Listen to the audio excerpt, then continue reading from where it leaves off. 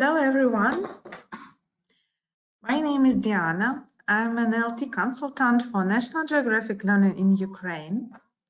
I'm very happy that you find time today and decide to spend the nearest hour with us. I hope you will get lots of interesting ideas, new experience and some motivation. So, as we are waiting while our colleagues are joining us, let me find out about our geography today.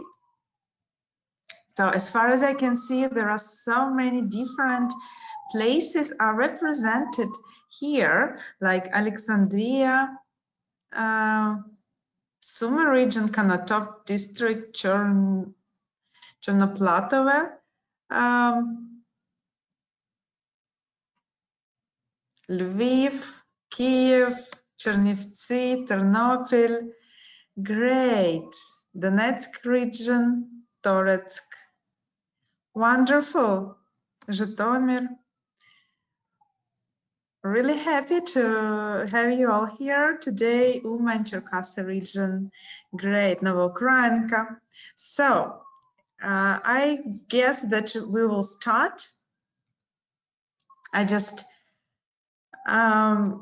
would like to say some words about our publishing house and what we are going to do today. So, our webinar today is called The Grammar of Words. First of all, we will have a very quick look at our learners and vocabulary, about their relations and some interesting facts about how they learn the words. We'll discuss actually the grammar of words, and at the end we will find some creative ideas, and I hope you will help me to become even more creative, and together we will make a wonderful content together. So National Geographic Learning, this is a publishing house for English learning literature, and the official representative in Ukraine is the Linguist Company. So if you are interested in some of our books and our resources, materials, please feel free to contact your manager from Linguist and find out about some series, anything that you're interested in. The main aim of National Geographic Learning is to bring the world to our classroom. We do that through wonderful materials, through interesting topics, stunning photos, high-quality videos. In Ukraine, we have our site, linguist.ngl.com.ua. Visit it, you will find there all the series that are presented. You will find there useful articles, games that can be used for online or offline lessons.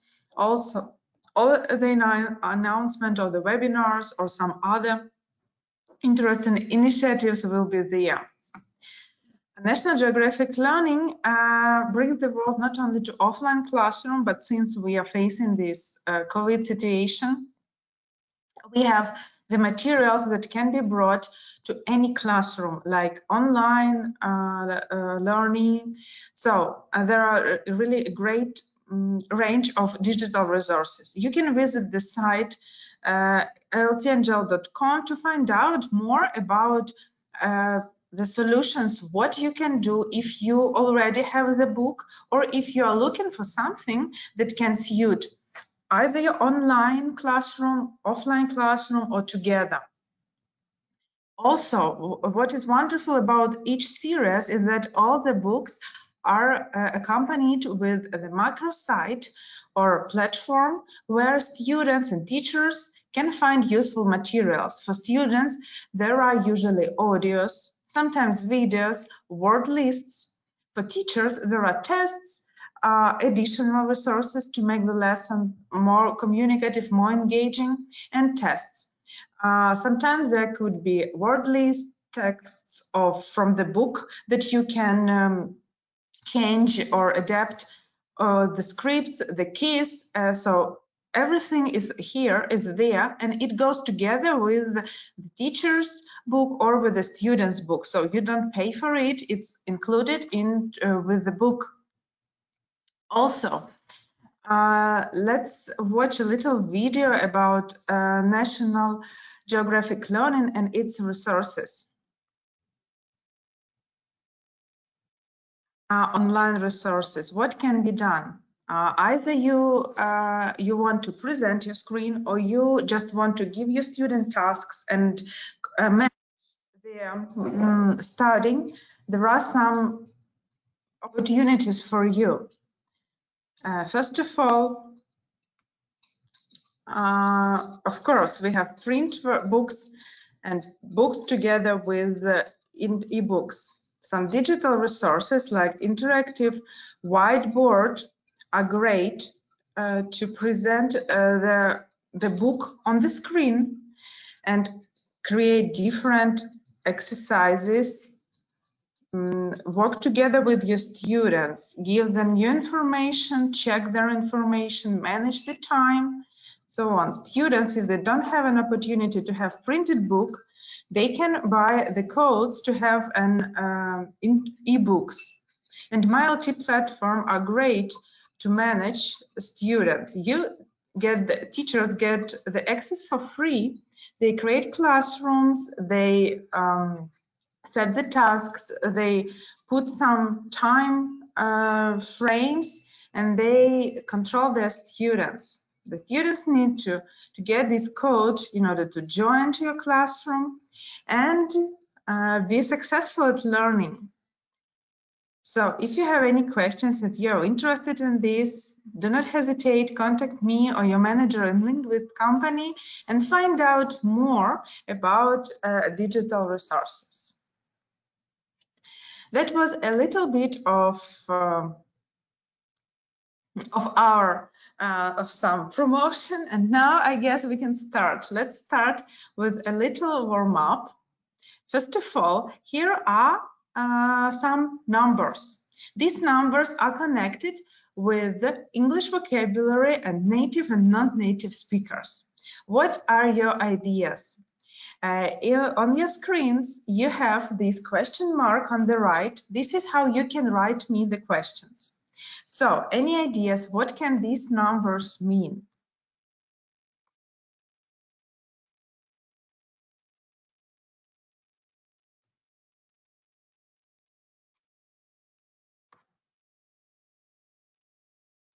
For example, 20,000. How is it connected with English vocabulary, with native, non-native speakers?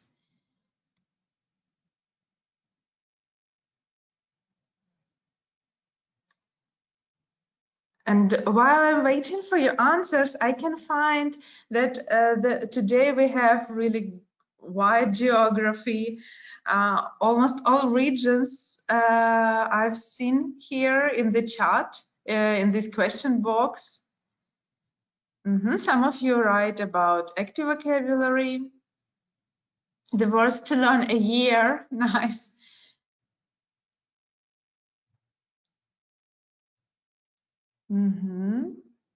Okay, thank you very much for your ideas.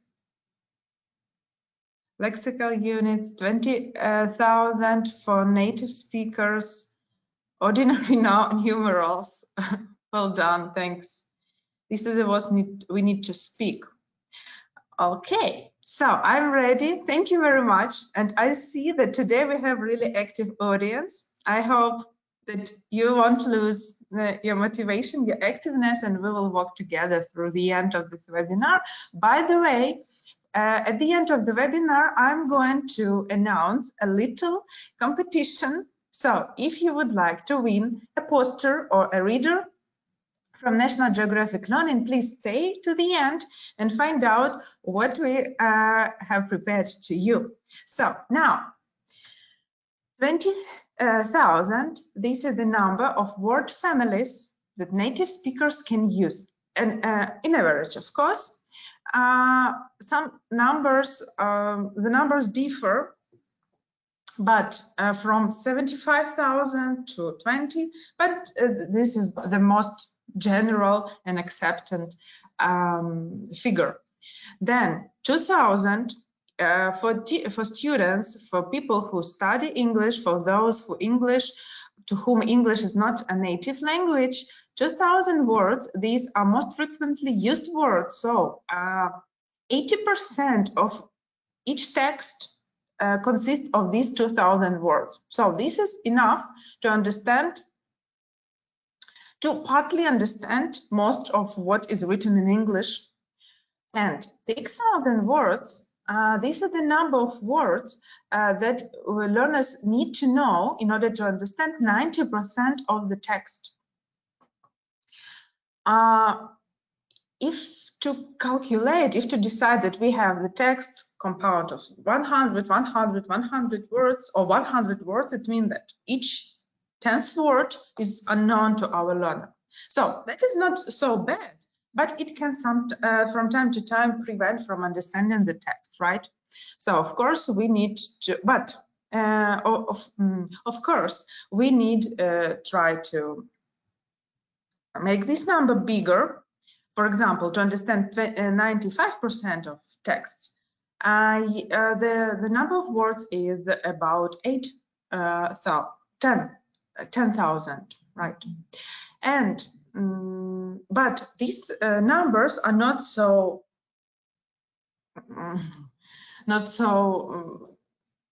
imaginary, right? So it's quite possible to do that if, of course, the student is persistent in their study. Anyway, when we talk about word families, let's have a bit practice. When you see this picture, what adjective comes to your mind? What does it associate with you?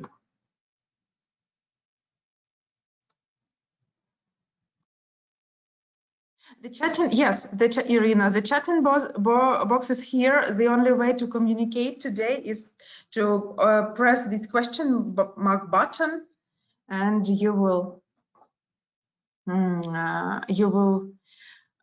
read your answer, your question, and I will try to respond to it. Right, sociable, admire. Yeah, we're talking about adjectives. Okay, yeah, so you can see that this girl takes photo and she has lots of reactions, right? Like hearts, smiles, wow, thumbs up, and so on. So we can say that this girl is popular, right? Now, let's make a noun and a verb from this adjective. In the question mark box, please write. Let's make a noun and verb from the word popular. I see lots of correct answers. Great. That was not so difficult. Anyway, just to warm up a bit, right? So that's right. Sorry, popularity and popularize. Well done. Next, what adjective do you think is hidden by this picture?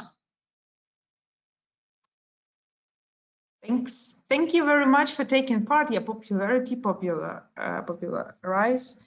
That's right.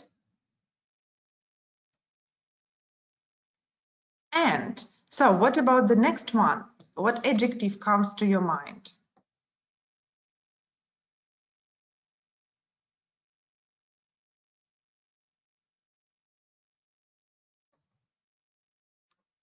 Red, sweet, yummy. Okay.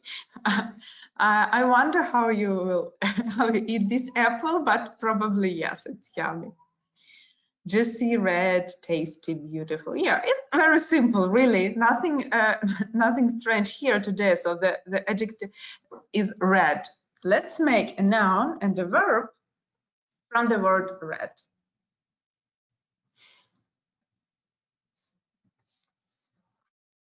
Perfect apple, great, smooth apple. Wide range of vocabulary today. Anyway, let's try to make a noun and a verb from the adjective red. Any ideas, any suggestions?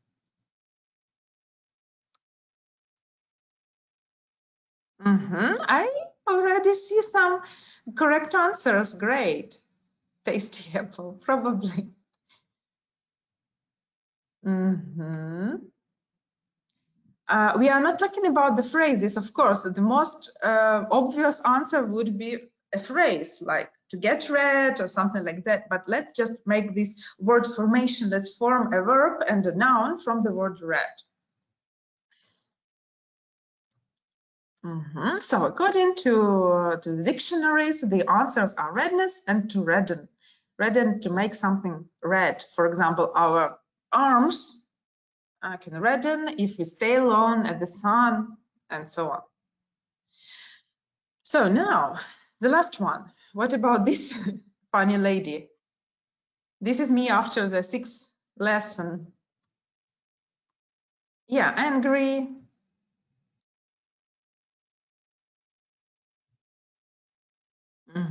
Anything else? How does she look? What adjective can you find?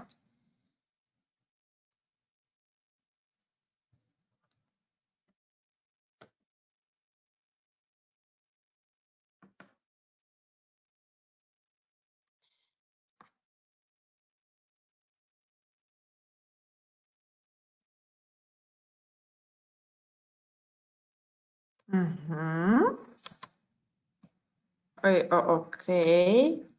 Furious, mad, shocked, right? Great. Yeah, that is the word mad.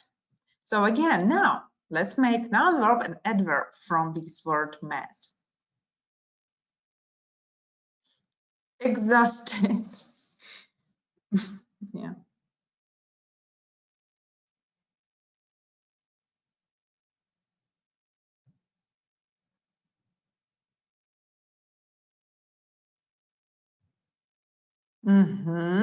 Okay, good. I see lots of nouns, lots of verbs, adverbs, but very little verbs. So I can, I suppose that the verb is not so frequently used. Anyway, madness, madden, it's to make somebody mad, yeah, make somebody furious, and madly, we can do something madly. Good. So now, even if you don't know the or haven't ever used the words, how you understood how to make a noun or an adjective or a verb?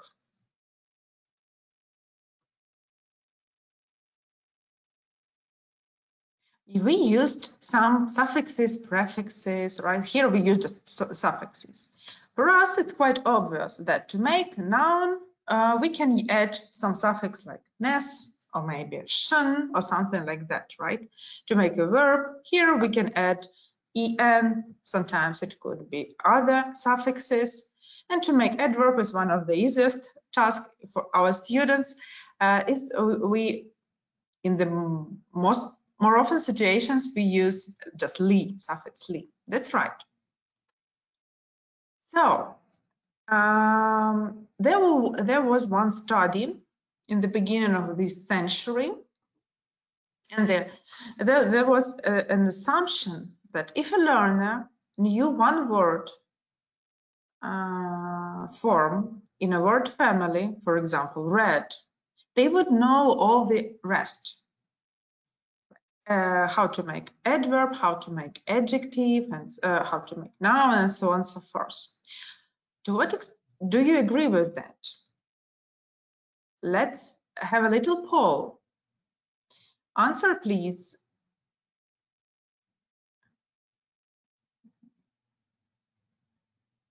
Oh, just a second. I have started the poll. So, do you agree with this? So it's quite easy. For our learners to speak more, to know, to be closer to these 6,000 words, for them it's all right just to know one word, and they will be able to add to their vocabulary all the other. We'll have 1 more minute, so you can give your voice.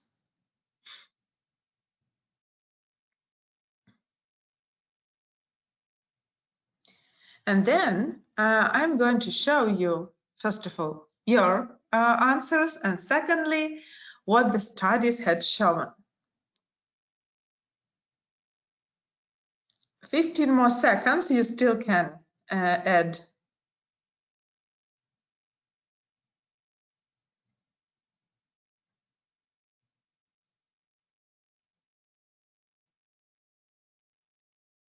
By the way, it was very interesting for me to read about this study. Maybe you can use it in your practice. When I explain it, you will see the references where which articles did I use to prepare this material. So if you're interested, you can read and find out more about it, how they worked, what they tested, and so on. Well done. So I'm going to close the poll and to share the results with you. So as you can see, 66% of you agree with the statements and 34% disagree. So it seems quite obvious for us. Let's have a look. What happened? What was the so?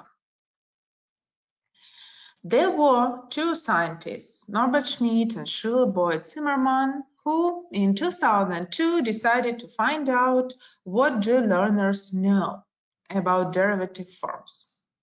They assumed that it was, for them, it is easy to make other forms if they know at least one form. They studied more than 100 non-native advanced students, not intermediate but advanced students. Some of them were studying in college, but they were not native, so their level of English was quite high. They were interested in the ability to produce these word forms, and they, of course, they took 4 major word classes like noun, adverb, adjective, and verb. There were several tests. One of the tests was something like that. So they have an example, the word precise, and the task was to complete the gaps where applicable with the correct form of this word. And before that, they just did some questionnaire. They answered if they think they know these forms, if they can recognize them but can't produce. So they were interested also in this how they can understand the words and how they can produce them. So the answers, by the way, are like this. And according to the results, as you can see,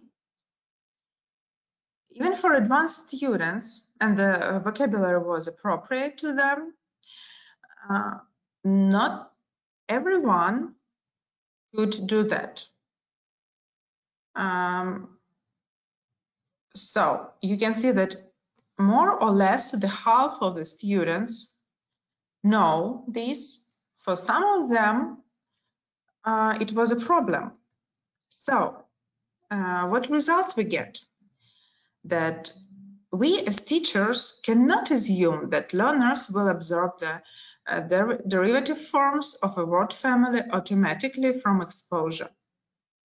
So we need to pay attention to the form and to make our students practice and find out more about it.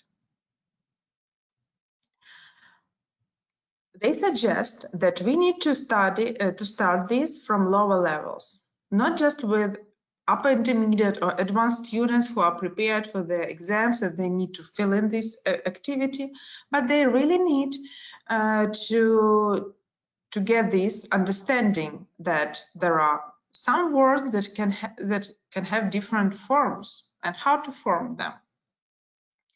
Of course, we can show, they will, as you did at the beginning of our webinar, our students will get to use, they will understand that some of the suffixes are for nouns, some are for adjectives, some are for verbs, and so on and so forth.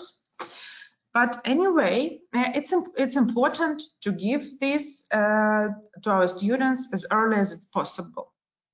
For example, the book that I took the exercises from used it starting from A2 level. So for pre-intermediate students, it's quite normal to do that. And the very important thing that we don't practice these words just as word units not connected to anything. We practice them in the context. So here, the students, after they got this idea, after they found out what the forms are, they need to put the words in the sentences. But for our students, it could be quite a difficult task. Why?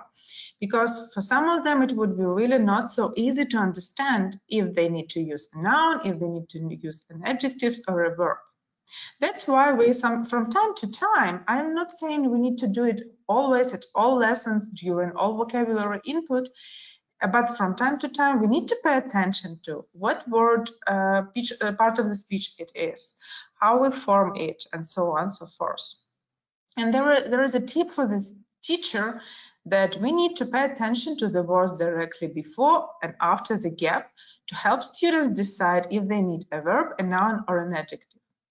By doing this investigation, but noticing these language patterns, it will be much easier for them to complete the tasks during the exams and, of course, to be a more fluent speaker and to use more words. For example, I'm full of.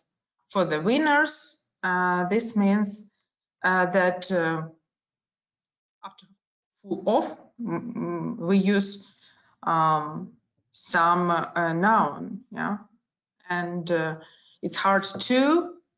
So if we have to, it's probably here it's hard to adjective plus to. Probably next is the verb. For us, it's obvious, but for our students, we just need from time to time to pay attention to this. One of my favorite exercises when I was preparing for my international exams, and then I practiced this exercise with my students. This is these changing forms. So you have the text, not just the separate sentences, but the whole text. You read through the text, you decide what parts of speech you need, and you try to make to change the words into this speech.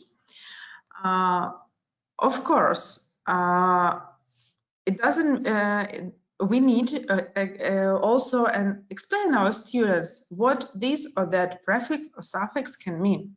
For example, how to make negative form. Yeah, I think all the books have this. How to make this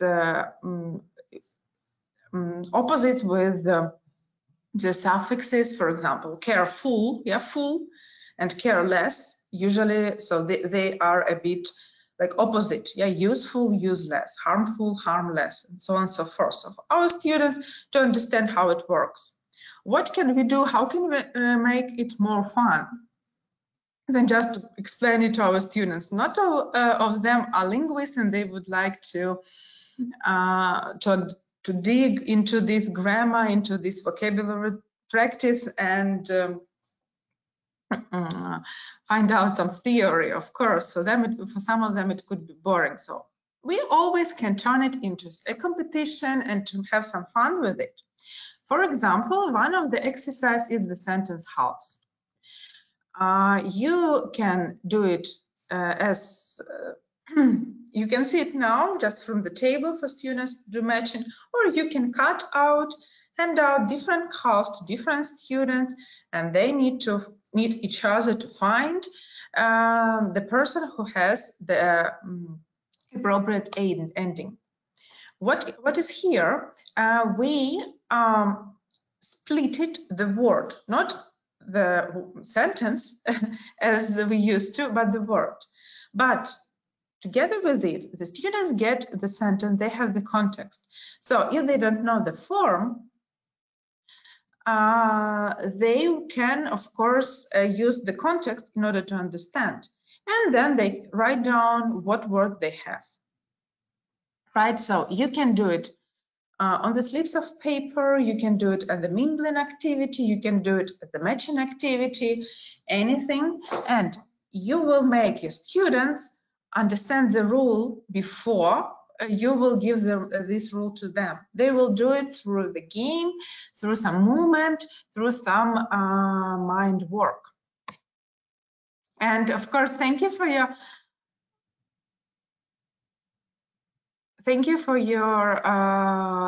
answers. That's right. Yeah.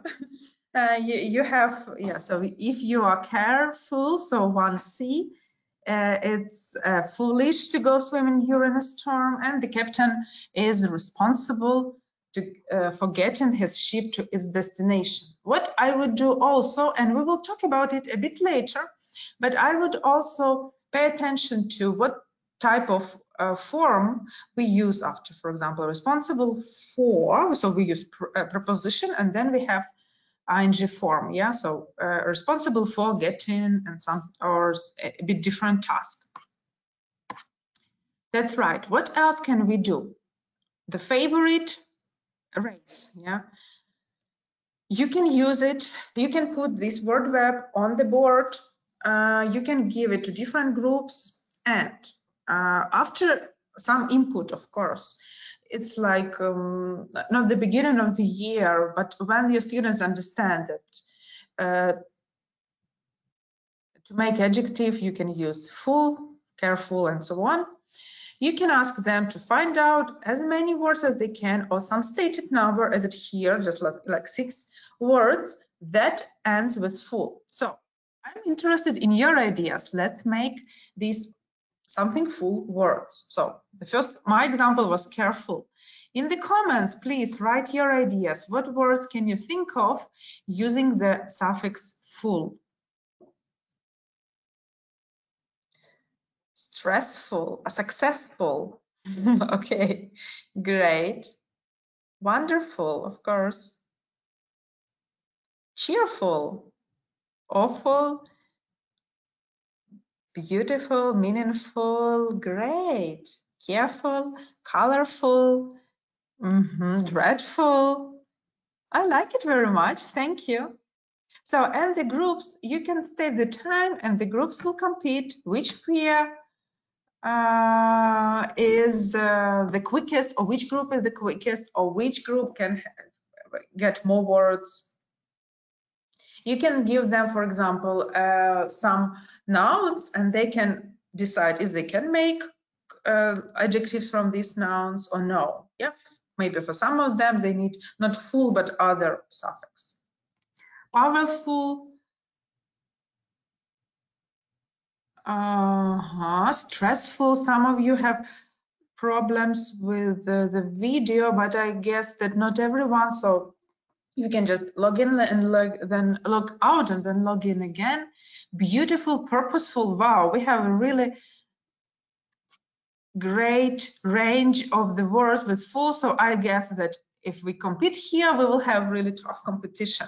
So my ideas for this were careful, mindful, stressful, peaceful, skillful, and delightful. This is just something that came to my mind. Anyway, another thing, you can just put different suffixes and ask your students to add as many words as they can to different suffixes. Why I like activities like that? They help students to activate their vocabulary. They are low prep activities. You need not so much time to prepare it, but your students will use all their knowledge, everything, in order to remember the words. For me, if you visit my webinars from time to time, I tell you that I studied German, and now I have this experience of what it is to be a student, how it's difficult to remember all the words, to understand the grammar, and to use it. So, and one of the activities that I liked during the lessons, and actually it was like my suggestion to the teacher to do it, is to prepare some mind maps, something that we put what we have studied. It's really helpful. And when we do it not on our own, but for example, in pairs, it's even more effective. So don't forget about these exercises. Then also great exercises to have this language awareness, to rise it, and to help students understand how these these words work, how these suffixes work. You can play Call My Bluff. And it's really like mind-blowing game. It's something interesting for students. So the first the first task for you, think about 3 suffixes that we use in order to make nouns. Et we can use.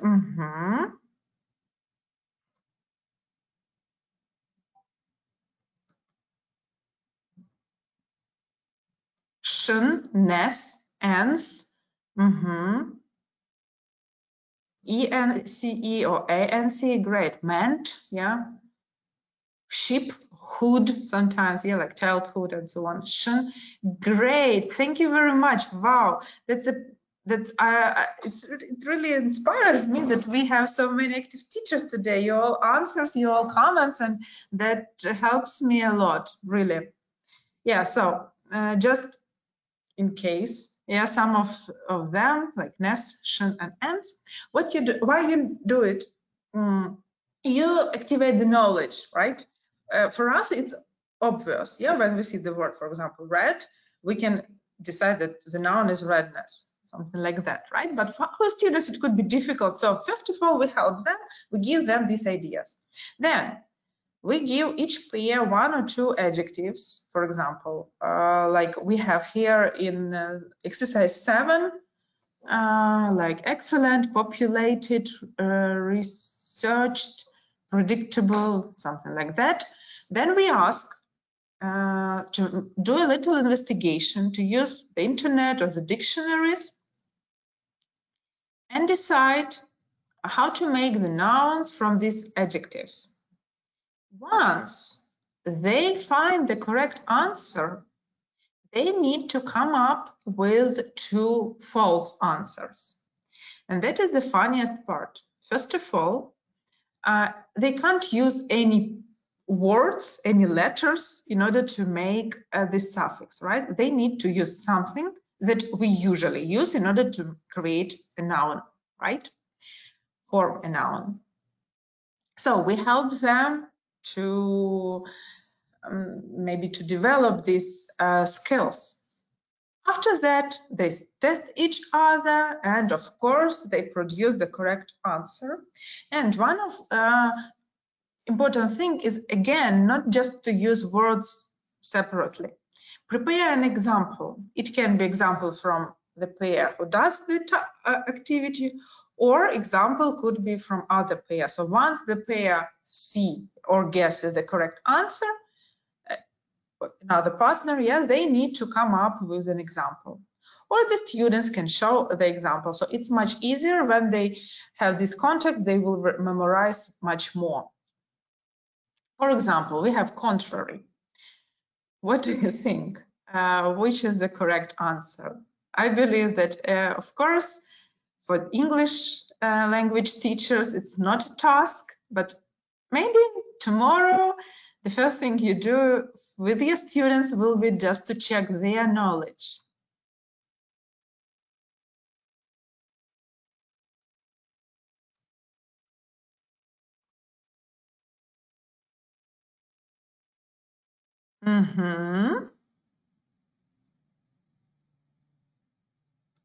By the way, lots of them look natural for non-native speakers, right? We can assume that some of the words can really exist, but they don't. Only one is correct. So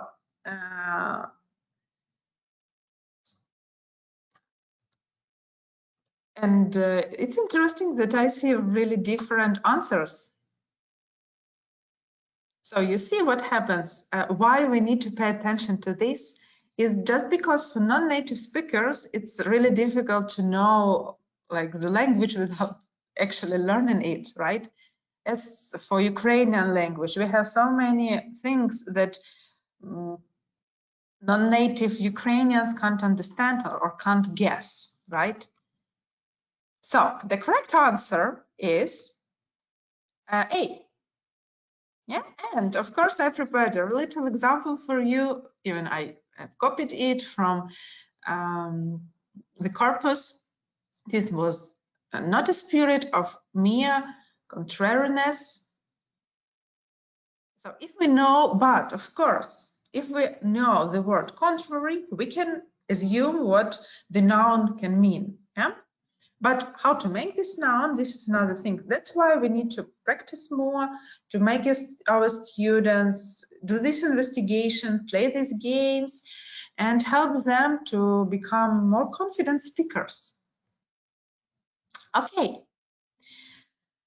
Next task, grammatical relationship between words. What words are missed here?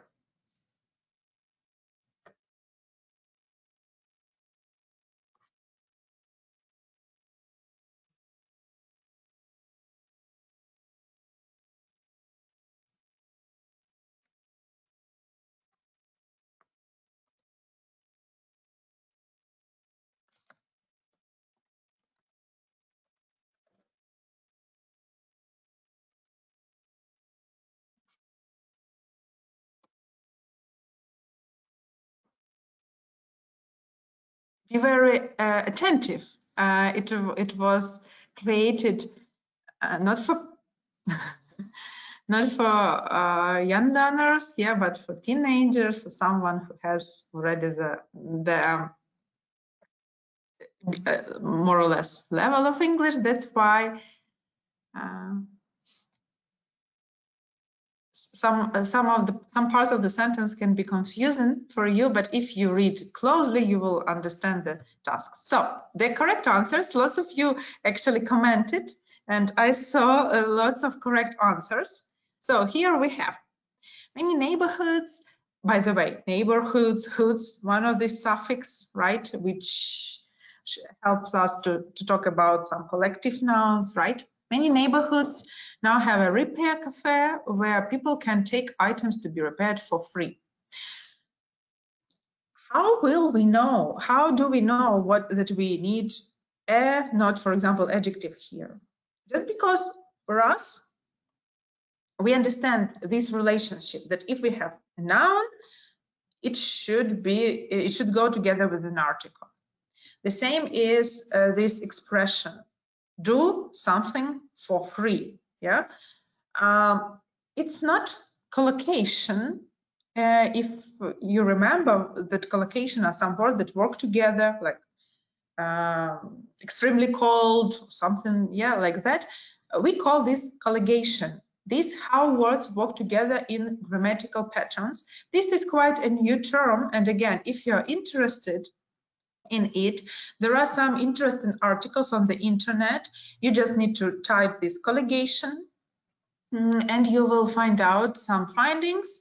Unfortunately, not so many exercises, but anyway, our books contain this. You will see how, in what way. It's just for us, for teachers, to find out about terminology, about some theory.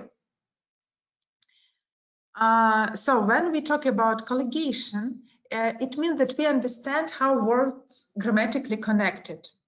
For example, here, Grace sat alone drinking a cup of tea from a chipped mug. In order to complete this, we as language learners, we need to know that we usually say a cup of plus something, yeah, and drink something from a mug, from a cup, from a glass, and something like that. So we understand this grammar relationship, that this word, this verb works with this preposition, and it requires noun or ing form. Yeah, so that is we don't have this terminology in our textbooks, of course, but we have exercises like that. Some examples are like when we use infinitive or ing form, yeah, after verbs. So we know that, for example, if we use I can see something, I can see something, or someone doing something, yeah? So I can hear you playing the guitar. So when we use these perception verbs, we usually use object and then ing form. For us, it's again, it's obvious. And I don't say that we need to overload our students with this knowledge. No, not at all. We need to give them more opportunities to communicate with the new language, first of all, and of course, to notice these patterns. So next time you read a text, find out some interesting phrases like this, like for free, maybe, yeah, for pre-intermediate students, or see someone doing something, and help your students to remember it as a whole phrase.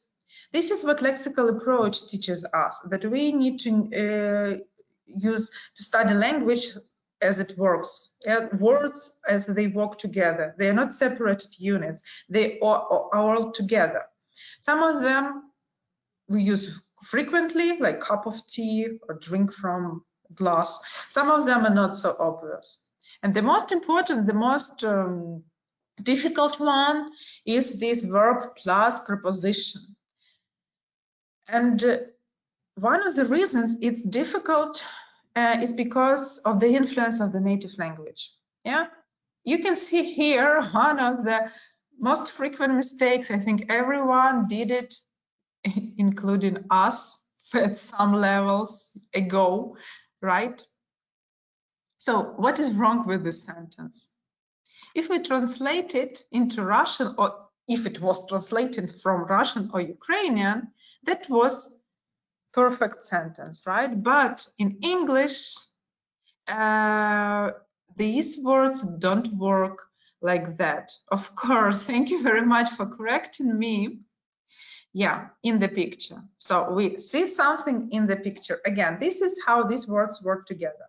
And for it would be very difficult to explain our students, right? It's easier to give them this phrase and to make them practice. For example, here you can see plants in the picture. What else can you see in the picture? I can see bottles in the picture. I can see a wood stick in the picture. I can see the soil in the picture. Yeah, as many as you can, right? So you just make them practice. Another thing, again, these matching activities which our books are full of, and if we pay attention to the preposition, we of course can help our students to speak with less mistakes and to become more successful during the exams. By the way, let's make this activity. Look at the sentences and type me the correct answers.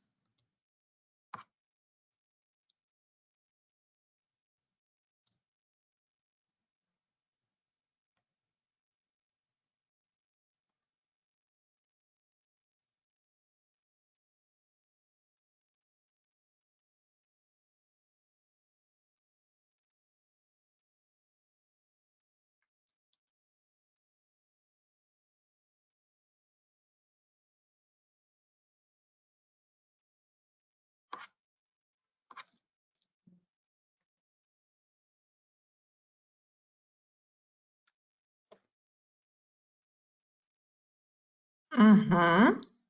1C, 6, 5A, 6B, great, thank you. Follow someone's advice and so on and so forth.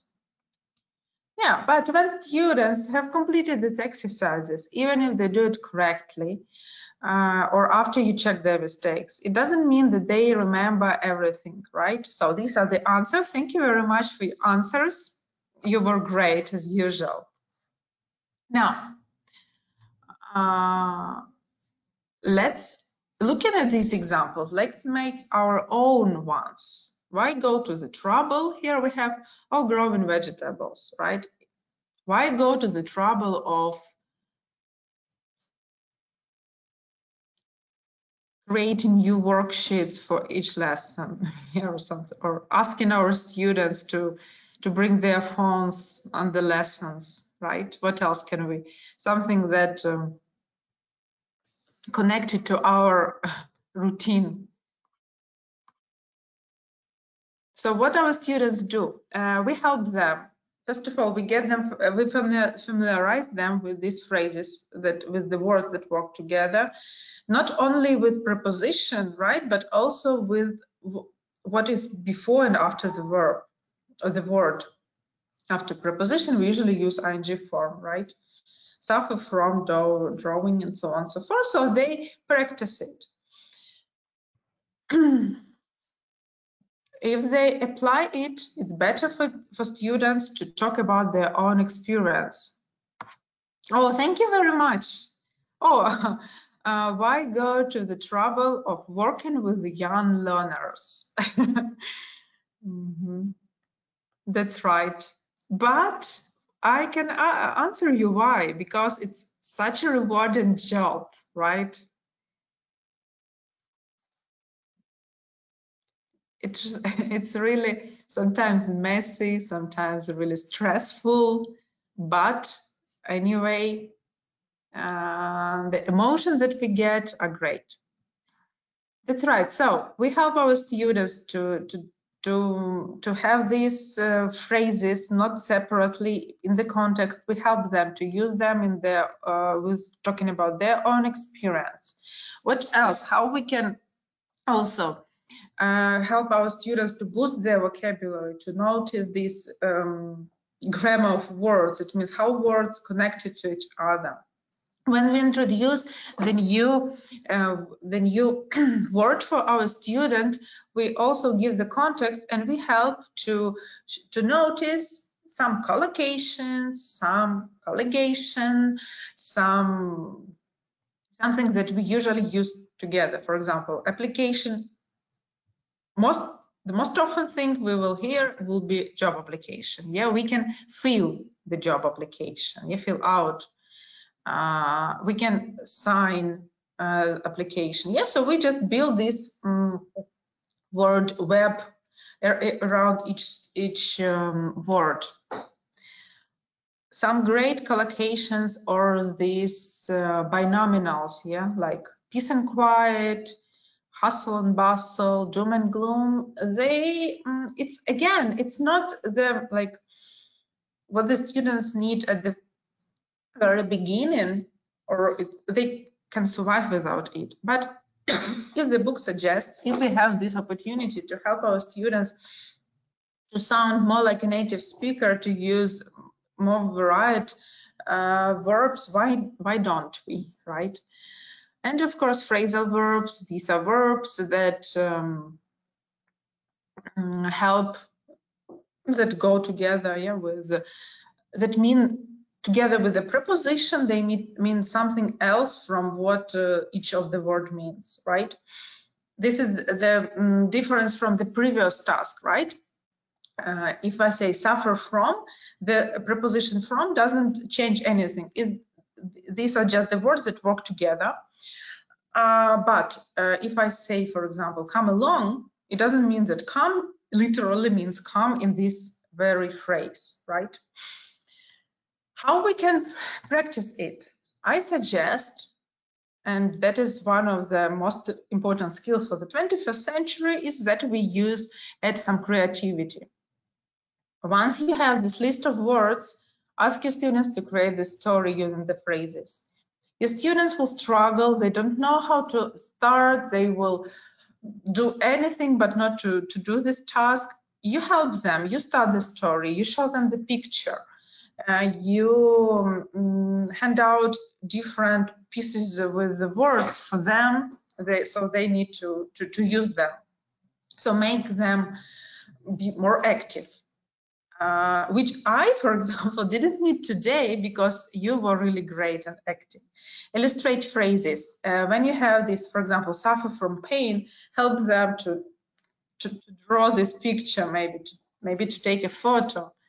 Use some technology. You can create a comic strip using some phrases. Film a video explanation. That is a great home task, actually, for students. And they will, for me, it worked well, really well, if I sent to students my example of this video. So once they get the example from the teacher, they are more active and eager. And if you promise not to show it to the big audience, if they don't agree to it, it will be okay. And for them, it would be really fun. Or maybe some photo captures. You can create these Facebook, Viber, anywhere groups and make these captures for your students to participate. So use different activities in order to practice not just words separately, but so the students use them in the context. Remember the beginning of the webinar, we were talking about producing the vocabulary, producing the words. So that is all about it. And I have a little task for you. If you have time now, please scan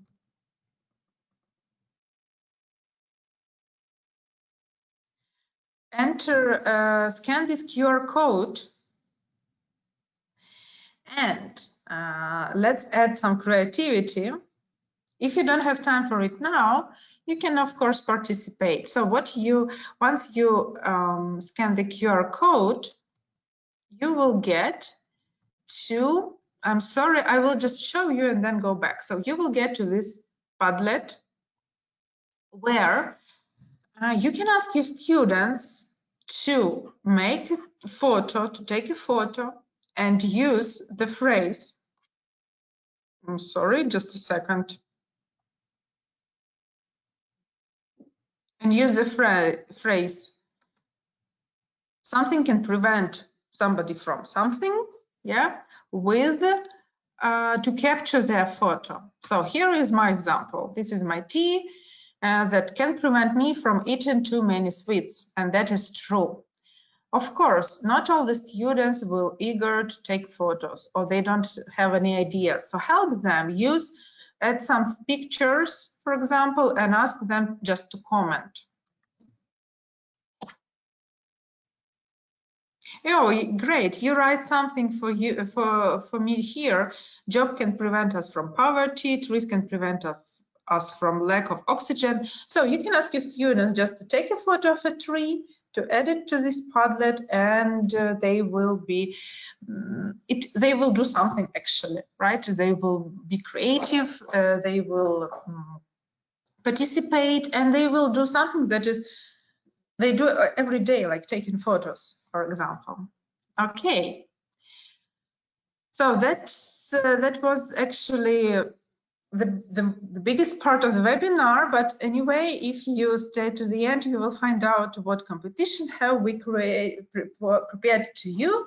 And all my ideas today were taken from this wonderful series that are called Wonderful World. These are 6-level series for students from the 1st up to the 6th grade. They are great for studying vocabulary, as you could see today, grammar, and to develop all 4 skills.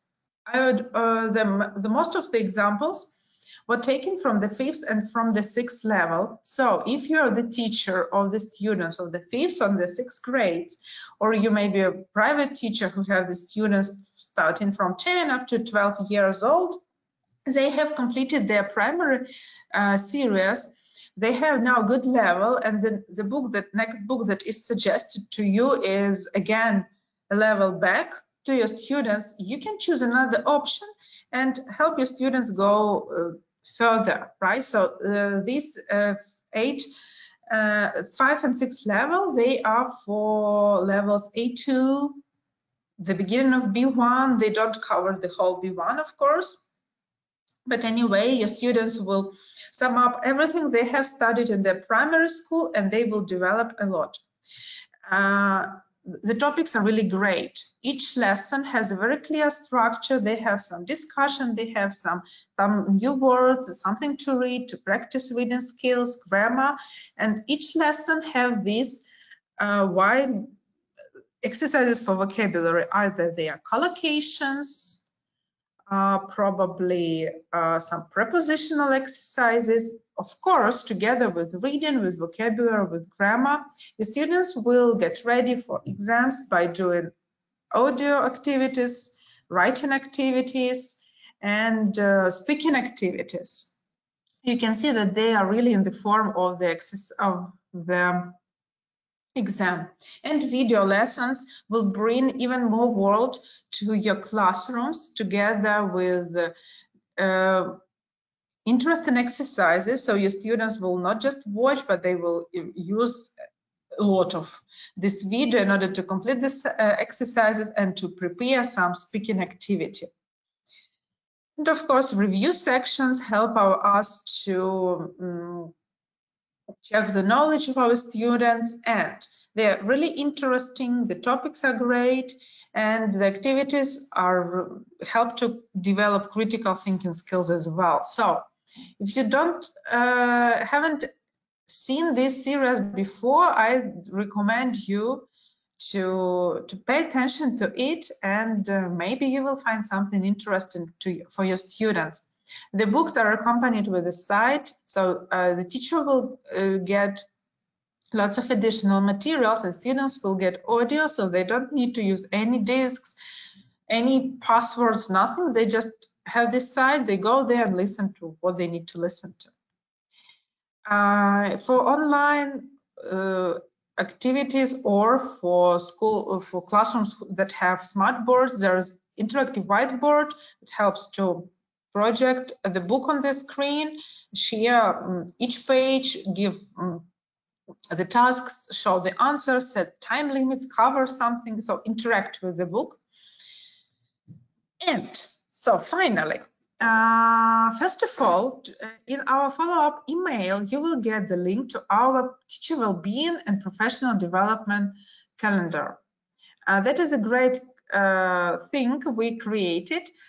We try to mix some activities for you, so you can do in order to grow professionally, maybe to reflect on your job. There are some articles, some TED Talks, some webinars, some ideas what can be done in the classroom, and of course some well-being activities like what you devote the day to yourself, do some beauty procedures, so on and so forth. So by mixing and matching these activities, you will not forget about your being not just a teacher, but a person. And last year we had this great experience, last school year, of working together with the webinar participants who were sending us some activities that can be done in order to prepare speaking. We took them all together, and we have this nice collection of ideas what to do with the speaking task activities. So my suggestion for you would be to go to our mini site. You will get the link at the follow-up email to choose one of the levels, one of the lessons, take the vocabulary and prepare some interesting games or activities, but they have to be creative in order to develop our creativity and to help students practice the language.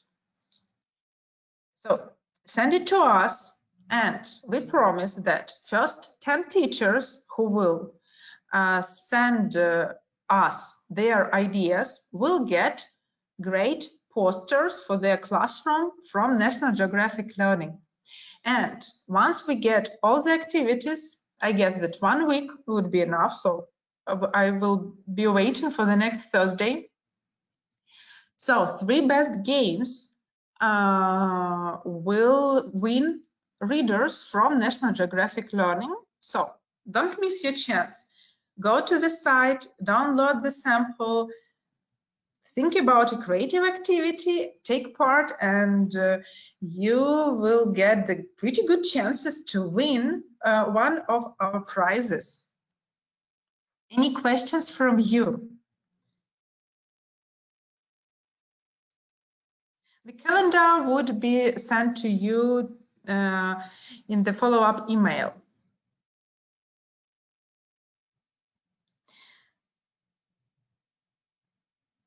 You need just to print it out, of course.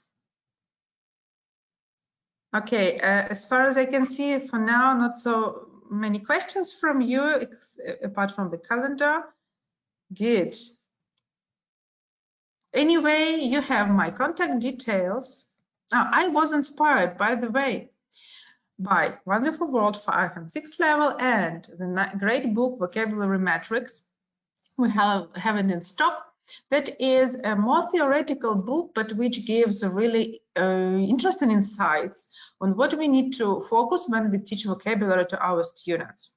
So you can find out more about collocation, compound words, about actually the vocabulary. So many facts were taken from this book, and I suggest you to pay attention to this book. So visit our site and order this book. Thank you very much for all the fun, great words. Where can we find grammar videos for Wonderful World? Natalia, please write to me. I will send you the link. So the teachers who already use Wonderful World levels 1, 2, 3, 4 can get our videos with grammar explanation for students. It can be used for students or for teachers or for both. But please contact me. I will send you the link. Also, I invite everyone to participate if you need more professional development, to participate in our Linguist Training Center courses. This Friday it's going to be the Teaching Kids, one of the modules from Teaching Kids, really great speakers, wonderful outcomes and ideas that you can implement right on Monday, actually. So the course, this module lasts for a bit more. They told me they have some changes, so they start at 10 and finish at 3. So 5 hours of great professional development session. I really recommend it to you. And by the way, you can get the certificate that have these hours that you need in order to complete your qualification, to prove your qualification.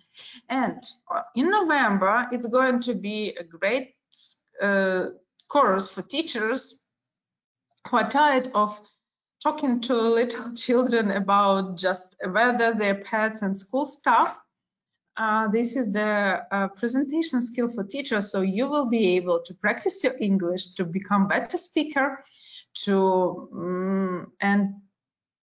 remember that you studied English not just for teaching but also for pleasure.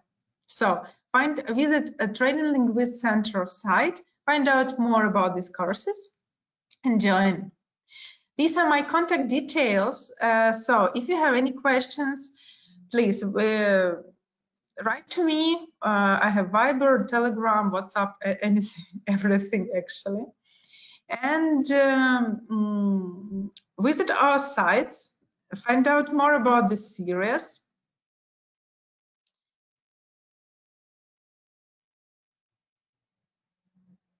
Thank you very much, by the way,